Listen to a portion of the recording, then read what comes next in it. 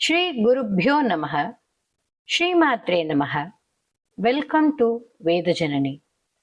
தேவி மாஹாத்மியம் பஞ்சமோத்தியாய. தேவி மாஹாத்மியத்தில் உள்ள பஞ்சமோத்தியாயம் 5வது அத்தியாயத்தை குறிக்கின்றது.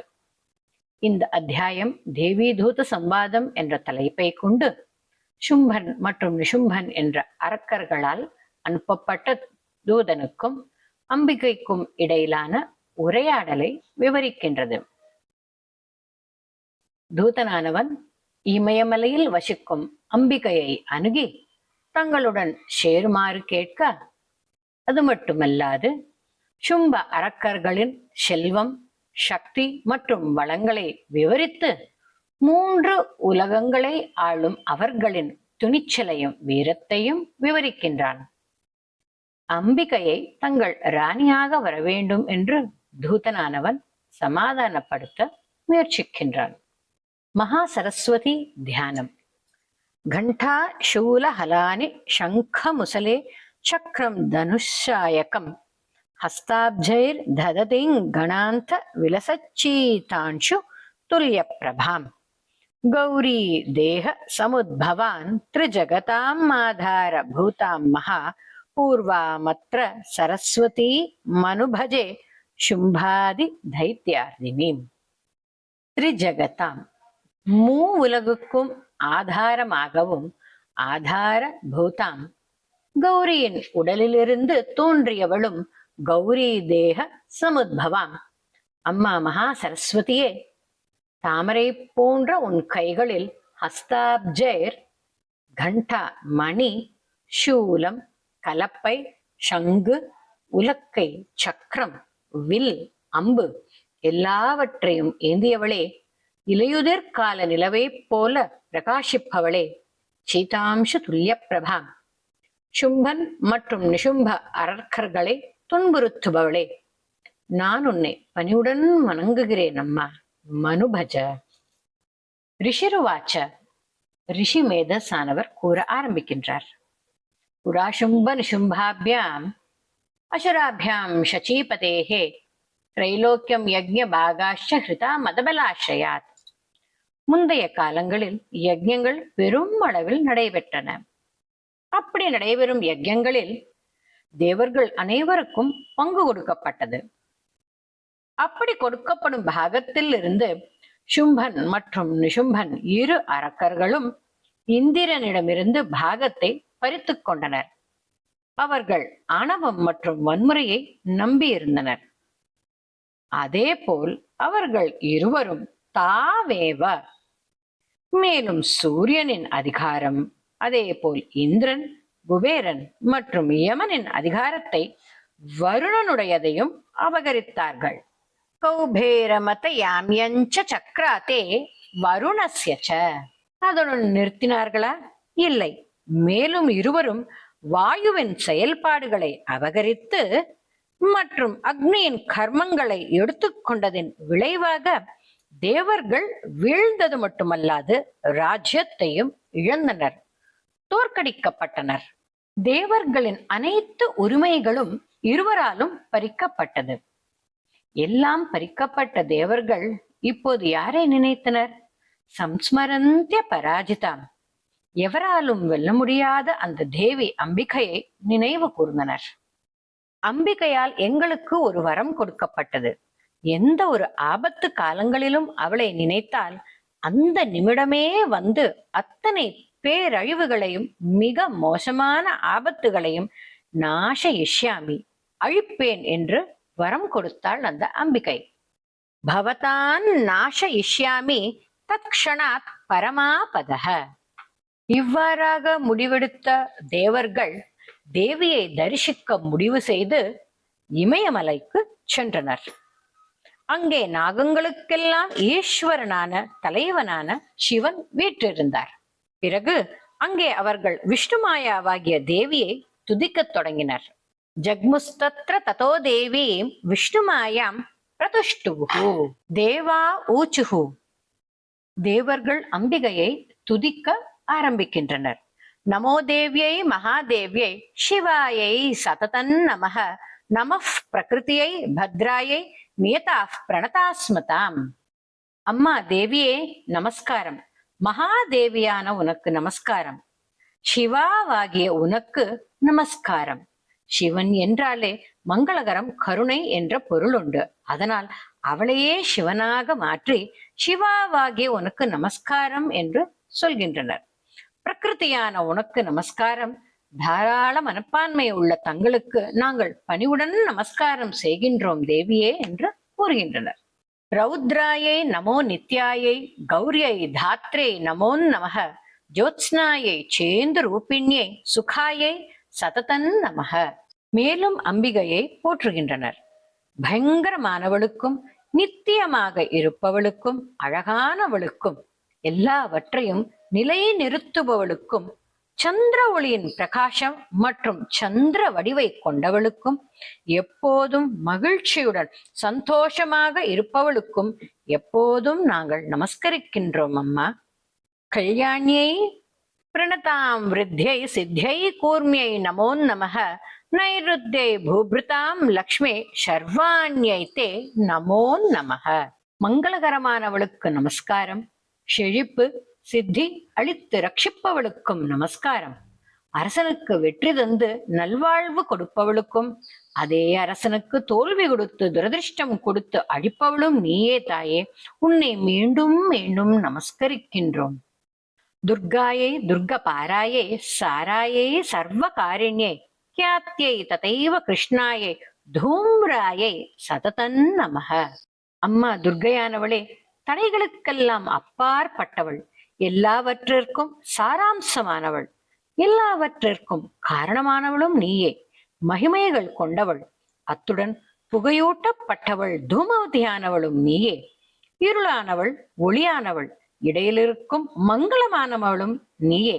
அப்படிப்பட்ட உன்னை எப்போதும் நமஸ்காரம் செய்கின்றோம் தாயே. அதி சௌமியாதி ரௌத்ராயை நதாஸ்தஸ்யை நமோ நமக நமோ ஜகத் பிரதிஷ்டாயை தேவியை கிருத்தியை நமோ நமக. மிகவும் மென்மையானவளும் மிகவும் கடுமையானவளும் பயங்கரமானவளும் உன்னை நாங்கள் வணங்குகிறோம். மீண்டும் மீண்டும் நமஸ்காரம் செய்கின்றோம் அம்மா. பிரபஞ்சத்தின் அஸ்திவாரமான உன்னை நமஸ்காரம் செய்கின்றோம். கடமையே செய்யும் தேவியே, உனக்கு எங்கள் நமஸ்காரங்கள். யா தேவி சர்வபூதேஷு விஷ்ணுமாயேதி சப்திதா நமஸ்தஸ்யை நமஸ்தஸ்யை நமஸ்தஸ்யை நமோ நமக. அனைத்து உயிரினங்களிலும் எந்த தேவி விஷ்ணு சக்தி என்று அழைக்கப்படுகிறாளோ அந்த தேவிக்கு எங்கள் நமஸ்காரங்கள். யா தேவி சர்வபூதேஷு சேதனே விதீயதே நமஸ்தஸ்யை நமஸ்தஸ்யை நமஸ்தஸ்யை நமோ நமக. அனைத்து உயிரினங்களிலும் உணர்வு என்று அழைக்கப்படும் தேவிக்கு எங்களுக்கு நமஸ்காரம். அனைத்து உயிரினங்களிலும் உணர்வு என்று அழைக்கப்படும் தேவிக்கு எங்கள் நமஸ்காரங்கள் தாயே. யாதேவி சர்வபூதேஷு புத்திரூபேண சம்ஸ்திதா. அனைத்து உயிரினங்களிலும் புத்தியாக இருப்பவளுக்கு எங்கள் நமஸ்காரங்கள். நித்ரா ரூபேண சம்ஸ்திதா. உறக்க வடிவாக இருக்கும் தேவிக்கு எங்கள் நமஸ்காரங்கள். க்ஷுதா ரூபேண சம்ஸ்திதா. பசி வடிவில் இருக்கும் அம்பிகைக்கு எங்கள் நமஸ்காரங்கள். சாயா ரூபேண சம்ஸ்திதா. நிழல் வடிவில் இருக்கும் அம்பிகைக்கு எங்கள் நமஸ்காரங்கள். சக்தி ரூபேண சம்ஸ்திதா. சக்தி வடிவில் இருக்கும் தாய்க்கு எங்கள் நமஸ்காரங்கள். கிருஷ்ணா ரூபேண சம்ஸ்திதா. தாகத்தில் வடிவில் இருக்கும் தேவிக்கு எங்கள் நமஸ்காரங்கள். க்ஷாந்தி ரூபேண சம்ஸ்திதா. மன்னிப்பு மற்றும் பொறுமையின் வடிவில் இருக்கும் அம்பிகைக்கு எங்கள் நமஸ்காரங்கள். ஜாதி ரூபேண சம்ஸ்திதா. குடும்ப வழி ஜாதியின் வடிவில் இருக்கும் அம்பிகைக்கு எங்கள் நமஸ்காரங்கள். லஜ்ஜா ரூபேண சம்ஸ்திதா. வெட்கத்தின் ரூபத்தில் இருக்கும் அம்பிகைக்கு எங்கள் நமஸ்காரங்கள். சாந்தி ரூபேண சம்ஸ்திதா. அமைதியின் வடிவாயிருக்கும் தேவிக்கு எங்கள் நமஸ்காரங்கள். ஸ்ரத்தா ரூபேண சம்ஸ்திதா. நம்பிக்கையின் வடிவில் இருக்கும் அம்பிகைக்கு எங்கள் நமஸ்காரங்கள். காந்தி ரூபேண சம்ஸ்திதா. பிரகாசம் மற்றும் அழகின் வடிவில் இருக்கும் அம்பிகைக்கு எங்கள் நமஸ்காரங்கள். லக்ஷ்மி ரூபேண சம்ஸ்திதா. செல்வம் அதிர்ஷ்டம் செழிப்பின் வடிவில் இருக்கும் அம்பிகைக்கு எங்கள் நமஸ்காரங்கள். விருத்தி ரூபேண சம்ஸ்திதா. வளர்ச்சியின் வடிவில் இருக்கும் அம்பிகைக்கு எங்கள் நமஸ்காரங்கள். ஸ்மிருதி ரூபேன சம்சிதா, ஞாபக சக்தியின் வடிவாகிய அம்பிகைக்கு எங்கள் நமஸ்காரங்கள். தயாரூபேன சம்சிதா, தயை பரிவு வடிவில் இருக்கும் அம்பிகைக்கு எங்கள் நமஸ்காரங்கள். துஷ்டி ரூபேன சம்சிதா, மன நிறைவு திருப்தி வடிவில் இருக்கும் அம்பிகைக்கு எங்கள் நமஸ்காரங்கள். மாத்ரு ரூபேன சம்சிதா, தாயின் வடிவில் இருக்கும் தாய்க்கு எங்கள் நமஸ்காரங்கள். பிராந்தி ரூபேன சம்சிதா, மாயை குழப்பம் மயக்கம் ஆகிய வடிவில் இருக்கும் அம்பிகைக்கு எங்கள் நமஸ்காரங்கள். இந்திரியாணாம் அதிஷ்டாத்ரி பூதானான் சாக்கிலேஷியா பூதேஷு சததந்தஸ்யை வியாப்தி தேவியை நமோ நமஹ. அனைத்து உயிரினங்களிலும் உள்ள பஞ்சேந்திரியங்கள் பஞ்சபூதங்கள் எப்போதும் நித்தியமாக கட்டுப்படுத்தி எங்கும் வியாபித்து இருப்பவளான நிறைவாக இருப்பவளான அந்த தேவிக்கு நமோ நமக, சாஷ்டாங்கமான எங்களது நமஸ்காரங்கள். சிதிரூபேன யா கிருஷ்ணமேதத் வியாபிய ஸ்திதா ஜகத் நமஸ்தஸ்யை நமஸ்தஸ்யை நமஸ்தஸ்யை நமோ நமக. இப்பிரபஞ்சம் முழுவதும் வியாபித்து இருப்பவளுக்கும் உணர்வு வடிவாக சிதிரூபேன இருக்கும் அம்பிகைக்கு மீண்டும் மீண்டும் எங்கள் சாஷ்டாங்கமான நமஸ்காரங்கள். ஸ்துதாசுரை பூர்வமபீஷ்ட சம்ஸ்ரயா ததா சுரேந்திரேன தினேஷு சேவிதா கரோத்து சானஸ்ஸு பஹேதுரீஸ்வரி சுபானி பத்ராணி அபிஹந்து சாபதஹ.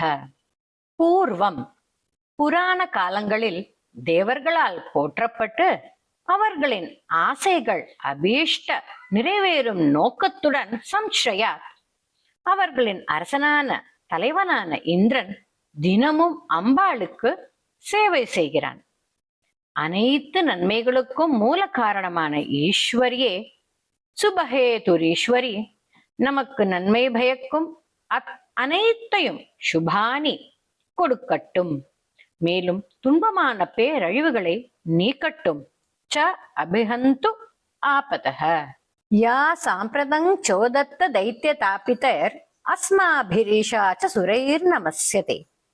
யா ச ஸ்மிருதா தக்ஷணமேவ ஹந்தின சர்வாபதோ பக்தி வினம்ர மூர்த்திபிஹி. இங்கு துர்க்கையானவள் ஈஷா என்று கூறப்படுகிறாள். துர்க்கையானவள் தேவர்களான நம்மால் பணிவுடனும் அடக்கத்துடனும் வணங்கப்படுகிறாள். தேவர்களோ ஆணவமுள்ள தைத்தியர்களால் இப்போது துன்புறுத்தப்படுகின்றனர். தேவியை யார் எந்த நேரத்தில் நினைத்தாலும், எப்படிப்பட்ட வேதனையான துன்பக் காலங்களில் நினைத்தாலும் அந்த நிமிஷமே தக்ஷணம் வந்து அவர்களை ஆபத்திலிருந்து காப்பாற்றி உடனடியாக அந்த பேரழிவுகளை அழித்து விடுவாள். ஹந்தின. ரிஷிருவாச்ச, ரிஷி மேதஸ் இப்போது கூறுகிறார். ஏவன் ஸ்தவாதி யுக்தானாம் தேவானாம் தத்ர பார்வதி ஸ்நாத்தும் அபியாயயௌ தோயே ஜாஹ்னவ்யா நிருபநந்தன. நிருபநந்தன என்று ரிஷியானவர் கூறுகிறார். அரசனின் வாரிசே, இப்படியாக இவ்வாறாக தேவர்கள் புகழ்ச்சிகளுடனும் பிற பாடல்களுடனும் ஸ்துதிகளுடனும் பாடிக்கொண்டிருக்கும் போது ஸ்தவாதி யுக்தானாம், அப்போ அங்கே பார்வதி தேவி வந்தார். எதற்காக வந்தார்? அங்கிருக்கும் கங்கை நதியில் நீரில் குளிக்க பார்வதி வந்தார். சாப்ரவீத்தான் சுரார் சுப்ருர் பவத்பிஸ்தூய தேத்ரகா ஷரீர கோஷத்தாஸ்யா சமுத்பூதா பிரவீத் சிவா. பார்வதி தேவியானவள் தன் அழகிய புருவங்களுடன் தேவர்களை பார்த்து கேட்கிறாள், இங்கே யாரை புகழ்ந்து கொண்டிருக்கிறீர்கள்? ஸ்தூய தேத்ரகா. தேவியானவர் அப்போது கேட்டுக்கொண்டிருக்கும் போதே அவளின் சரீரத்தின் கோஷத்திலிருந்து கருணையும் மென்மையான முகமுடைய சிவா ஒரு தேவி வெளிப்பட்டது. சமுத்பூதா. வெளிப்பட்ட தேவியானவள் பார்வதி தேவியிடம் கூறுகின்றாள். என்ன கூறுகின்றாள்? இவர்கள் சொல்லிக் கொண்டிருப்பது என்னை பற்றி புகழ்ந்து பேசும் ஸ்தோத்திரம். இங்கே கூடியிருக்கும் தேவர்கள் இதை சொல்கின்றனர். தேவர்களானவர்கள் தைத்தியனான சும்ப நிசும்பனால் அனைத்தையும் இழந்து பறிக்கப்பட்டு போரில் நிசும்பனால் தோற்கடிக்கப்பட்டனர். இவ்வாறு உடலிலிருந்து வெளிவந்த தேவி சொல்லிக் கொண்டிருக்கும் போதே பார்வதியின் உடலிலிருந்து வெளிப்பட்ட தேவியை அங்கிருக்கும் அனைவரும் மற்றும் உலகிலுள்ள அனைவரும் அவளை கௌஷிகி என்று புகழ்ந்து அழைத்து போற்றினர். கௌஷிகீதி சமஸ்தேஷு ததோ லோகேஷு கீயதே. அதற்குள் இங்கே நம் பார்வதி தேவி என்னவானாள் என்று பார்ப்போம். பார்வதியின் உடலிலிருந்து தேவியானவள் வெளிவந்தவுடன் பார்வதி தேவியானவள் கருமை நிறமானாள். அப்படியான பார்வதி தேவி காளிகா என்று அழைக்க பெற்று வெளிவந்த தேவியை கௌஷிகி என்று அழைத்து காளியானவள் அந்த மலையையே தன் இருப்பிடமாக கொண்டு வாசம் செய்யும் இடமாக ஹிமாச்சல கிருதாச்சலா என்று மாற்றிக்கொண்டாள். இப்படியாக இங்கே நடந்து கொண்டிருக்கும் போது சும்ப நிசும்ப அசுரர்களுக்கான சண்டமுண்டன் என்ற 2 அடியாட்கள் இருந்தனர். அவர்கள் 2 பேரும் அப்படியே அனைத்து லோகத்தையும் சுற்றி வந்து கொண்டிருந்தனர். அப்பொழுது நமது அம்பிகையான கௌஷிகி அம்பிகையை அங்கே அழகிய வசீகரமான வடிவத்தை அவர்கள் அங்கே பார்க்கிறார்கள். இப்படியாக சும்ப நிசும்பர்களின் அடியாட்களான சண்டமுண்டர்கள் நமது கௌஷிகி தேவியின் அழகிய ஸ்வரூபத்தை சௌந்தரியத்தை பார்த்து அப்படியே மயங்கினர்.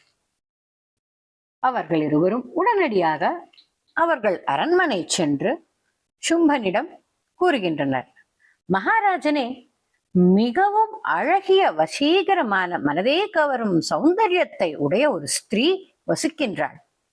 இமயமலையே ஒளிரச் செய்யும் அந்த ஸ்திரீ யார்? அத்தனை அழகுடைய அந்த பெண் யார்? அதீவ சுமனோகரா காப்பியாஸ்தே ஸ்ரீ மகாராஜ பாசயந்தி ஹிமாச்சலம். மேலும் அவர்கள் இருவரும் தொடர்ந்து கூறுகின்றனர், ஹே அசுர தலைவனே, அரசனே, அவளை போன்று உத்தமமான வடிவை வேறெங்கும் காண முடியாது. அத்தகைய பெண் ஒருபோதும் காண முடியாது. அவள் யார் என்பதை தாங்கள் தான் அறிந்து கொள்ள வேண்டும் என்று கேட்கின்றனர் அவரை. அத்துடன் நிறுத்தி கொண்டார்களா? இல்லை, மேலும் மேலும் சும்பனிடம் கூறுகின்றனர். என்ன கூறுகின்றனர்? ஸ்ரீரத்னமதி சார்வாங்கி என்று கூறுகின்றனர். அதாவது பெண்களிலேயே ஸ்திரீகளிலேயே இரத்னமாக இருக்கும் அவள் அழகிய அங்கங்களை உடையவள். அவள் நிற்கும் இடமெல்லாம் அவளுடைய ஒளியால் எல்லா திசைகளையும் ஒளிரச் செய்கின்றாள். தைத்தியர்களின் அரசனே, தாங்கள் அவர்களை பார்க்க காண தகுதியானவர், அருகதையுள்ளவர் தாங்களே. மேலும் சொல்கின்றனர், அரசே, பிரபுவே, உண்மையில் இப்போது தங்கள் கிரகத்தில் எதுவாக இருந்தாலும் இம்மூலகத்தில் இருக்கும் அனைத்து நகைகள், ரத்னங்கள், விலையுயர்ந்த கற்கள் மற்றும் யானைகள், குதிரைகள் மற்றும் பிற அனைத்தும் சமஸ்தானி இப்போது தங்கள் கிரகத்தில் அரண்மனையில் பிரகாசிக்கின்றன. மற்றும் யானைகளிலேயே ரத்னமான உயர்ந்ததான ஐராவதம் இந்திரனிடமிருந்து கொண்டு வரப்பட்டது. வேண்டிய விருப்பங்களை நிறைவேற்றும் பாரிஜாத்த மரம், அத்துடன் நிற்காமல் உச்சைஸ்ரவஸ் எனப்படும் தெய்வீக குதிரை உத்தம லட்சணங்களை உடையது, அதுவும் தங்களால் கொண்டு வரப்பட்டது. வேதத்தை படைத்தவரான பிரம்மாவின் ரதம் மிக அற்புதமான அசாதாரணமான விமானம். அதன் வகையிலேயே இது மிக சிறந்தது. அன்னத்துடன் இணைக்கப்பட்டுள்ள ரதம் இது. அப்பேற்பட்ட விமானம் இங்கு கொண்டு வரப்பட்டு உங்கள் அரண்மனை வாயிலேயே நிற்கின்றது அரசே. அத்துடன் அவர்கள் நிறுத்தவில்லை, மேலும் கூறுகின்றனர், அரசே, குபேரனின் இந்த மகா பத்மம் என்னும் பொக்கிஷத்தை நீங்கள் இங்கே கொண்டு வந்தனர். சமுத்திரராஜன் தங்களுக்கு கிஞ்சல் கினி எனப்படும் இதழ்களால் நிறைந்த என்றும் வாடாத மங்காத தாமரை மாலையை கொடுத்தார். மாலா அம்லான பங்கஜாம். அது மட்டுமல்லாமல் தங்கள் அரண்மனையில் நிற்கும் வருணனின் குடையானது தங்க மழை பொழிகின்றது. அத்துடன் பிரஜாபதிக்கு சொந்தமான மிக பழமையான ரதம் உங்கள் இடத்தில் நிற்கின்றது. அத்துடன் விட்டார்களா? இன்னும் சொல்கின்றனர், மிருத்யோர் எனப்படும் யமனின் கையில் இருக்கும் உத்கிராந்தி எனப்படும் சக்தி ஈட்டியானது உங்களால் பறிக்கப்பட்டது அரசே. நீர் ராஜனான வருணனின் பாஷக்கயிறு தங்கள் சகோதரனின் வசம் உள்ளது. நீரிலிருந்து, அதாவது கடலிலிருந்து விளைந்த அத்தனை விதமான ரத்னங்கள் நிஷும்பனுக்கே சொந்தம். மற்றும் நெருப்பு அக்னியானவர் தங்களுக்கு அக்னியில் தூய்மை செய்து சுத்திகரிக்கப்பட்ட 2 ஆடைகளை கொடுத்துள்ளார். இப்படியாக சண்டமுண்டர்கள் தங்கள் அரசனை புகழாரம் சூட்டி கொண்டிருந்தனர். தேவியை குறித்து இப்படிப்பட்ட வார்த்தைகளை கேட்ட சண்டமுண்டர்களிடமிருந்து என்ன கேட்க முடியும்? இப்பொழுது அவர்களின் கர்மா வேலை செய்கிறது. அவர்களின் ஆளான சுக்ரீவன், தளபதி சுக்ரீவன், அதாவது அழகிய பேச்சாளர், அவனை தூதனாக தேவியிடம் அனுப்புகின்றான் சும்பன். நிஷம்யேதி வச சும்பஸ்ஸ ததா சண்டமுண்டயோஹோ பிரேஷயாமாச சுக்ரீவம் தூதன் தேவ்யா மகாசுரம்.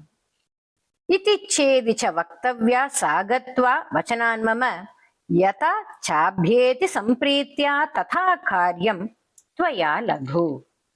இப்பொழுது சும்பன் சுக்ரீவனான தூதனிடம் என்ன சொல்கிறான்? அவளை அழைத்து வா, அவள் மகிழ்ச்சியுடன் சம்மதம் தெரிவித்து உன்னுடன் வரவேண்டும். அதுவும் எப்படி? லகு, விரைவாக விஷயத்தை செய்து முடித்து நீ அவளை கூட்டி வர வேண்டும் என்று சும்பன் சொல்கிறான். தூதனான சுக்ரீவன் இப்பொழுது தேவியை காண புறப்படுகிறான். அம்பிகையானவள் தங்கியிருந்த மிக அழகான உயர்ந்த மலை சிகரத்திற்கு சென்று தூதன் தேவியிடம் மென்மையான மற்றும் இனிமையான குரலில் பேசுகிறான்.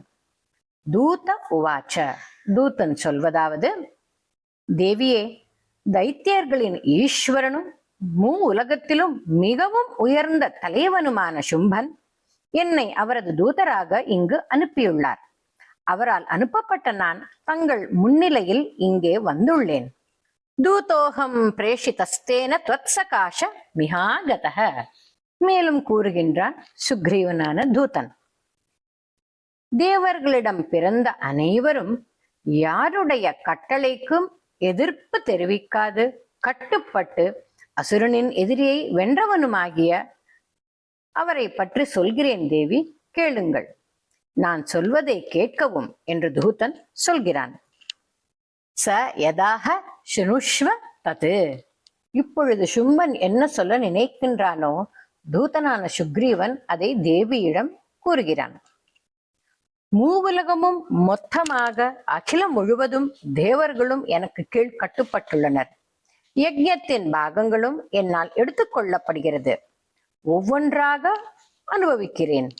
அது மட்டுமல்லாது 3 உலகங்களில் உள்ள தலை சிறந்த ரத்னங்கள், நகைகள் என் கட்டுப்பாட்டில் உள்ளது. அத்துடன் யானைகளிலேயே சிறந்த ரத்னமான இந்திரனின் வாகனமும் அபகரித்து எடுத்து சென்று விட்டேன். குதிரைகளிலேயே ரத்னமான உச்சைஸ்ரவஸ் கடலை கடையும் போது பிறந்தது. மரணமில்லாத, இறப்பு இல்லாத தேவர்களால் அக்குதிரையை அவர்கள் என்னை வணங்கிய பிறகு எனக்கு கொடுத்தனர். அழகானவளே, ஸ்திரீயே, தேவர்கள், கந்தர்வர்கள், நாகர்கள் யாருடையதாக இருந்தாலும், எதுவாக இருந்தாலும், யாருடையதாக இருந்தாலும் அத்தனை வகையான ரத்னங்களும் உண்மையில் என்னுடையதே என்று சுக்ரீவனான தூதன் வாயிலாக சும்பன் சொல்கிறான். ரத்ன பூதானி பூதானி தானி மையேவ சோபனே ஸ்திரீரத்ன பூதான் த்வான் தேவி லோகே மன்யாமஹே வயம் சாத்வமஸ்மானு பாகஷ்ச யதோ ரத்ன புஜோ வயம். பெண்ணே, இந்த உலகில் உள்ள பெண்களில் ஒரு ரத்னமாக உன்னை நினைக்கிறோம். நாங்கள் சிறந்த ரத்னங்களை எங்கள் வசம் வைத்திருப்பதால் நீயும் எங்களை வந்து சேர வேண்டும் என்று கூறுகிறான். அது மட்டுமில்லாது இன்னும் தொடர்கிறான். நீ என்னையோ அல்லது வாபி, என் தம்பியான நிஷும்பன் மிகுந்த துணிச்சலுடையவன், யாரையாவது ஒருவரை ஏற்றுக்கொள்ள வேண்டும்.